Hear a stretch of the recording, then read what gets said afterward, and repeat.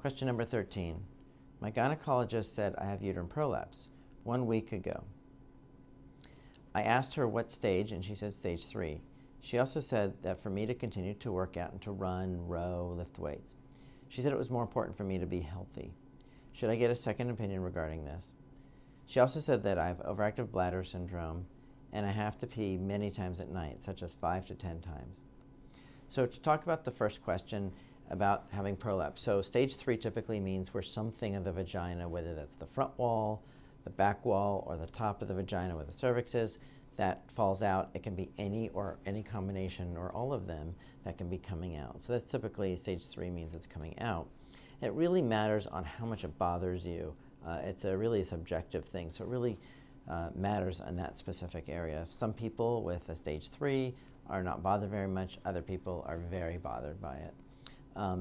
And if it impacts your ability to exercise because it's falling out or causing you some issues, then treatment might be a good thing. But you definitely can continue to exercise. Lifting heavy weights might make it slightly worse over time, but I totally agree that it's important to remain healthy, and it's not going to change the treatments regardless of what stage you're at. It really kind of depends on how much it bothers you. You can also use a pessary, like I mentioned before, or even discuss surgery as options to help you. As far as your overactive bladder is concerned, waking up many, many times at night, 5 to 10 times at night is completely ridiculous. It's obviously disrupting sleep, and to get up that much, there's many factors that can go into it. So for example, if somebody's drinking way too much, then the urine might be being built up over the day and they have to urinate many times at night, so decreasing fluid in that instance might be a good thing to do. Usually we recommend not drinking within a couple hours of bedtime in order to help minimize this. There are lots of different treatments as well that we can do besides the behavioral ones that I just mentioned or mentioned before, but there's anything from medications, there's electrical stimulation, both internal and external, like implants, for example, that we can do. We do, some food things can help as part of the behavioral. So some people might have bladder irritants that they're intaking that can make things worse.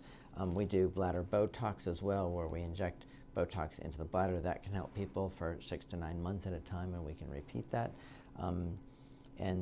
So there's lots of different things, and some people need more than one of those to help them.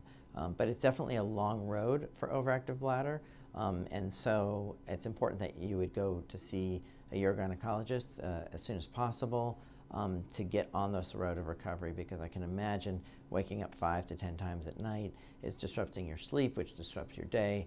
It's many other issues. There can be other hormonal issues going on. As you get older, your hormones change. That can be influencing things. So there's a lot of variability, but I definitely would recommend seeking care. This is Dr. Daniel Gruber from Sibley Memorial Hospital, Johns Hopkins Medicine in the Washington, D.C. area, Maryland, and Northern Virginia area. Thank you very much. Hopefully answering these questions helped you, and I'm looking forward to more questions in the future.